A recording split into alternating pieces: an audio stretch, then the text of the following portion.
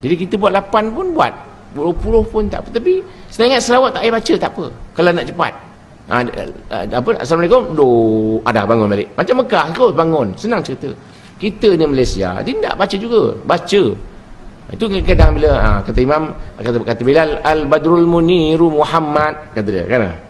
Makmum kata apa? Sallu alaih. Kan tak betul selawat tu. Bila Al-Badrul Munir Muhammad, maknanya barang siapa yang mendengar nama Nabi Muhammad, taklah ia berselawat. Kita tidak selawat, kita apa? Sallu alaih, tuan-tuan selawatlah kepadanya. Siapa nak selawat ni? Habis semua makmum kata sallu alaih, selawatlah tuan-tuan. Siapa nak selawat? Kesian orang Melayu gitu. Kesian. Makna saya ialah nak tegur waktu ceramah lah. Waktu saya tak tegur, saya diam ni, kau lantak kau lah. Apa nak kata, semua orang kata.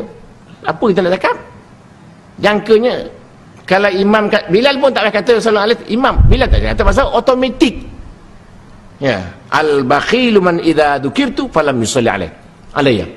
Orang yang kedekut apabila disebut namaku dia tak selawat. Tak selawat kita. Tiap-tiap Ramadan kedekut sekali je.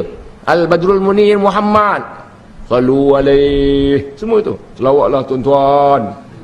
Tengok siapa pula nak selawat, siapa pun tidak. Begitu. Jangan kena sallallahu alaihi wasallam macam biasa juga selawat.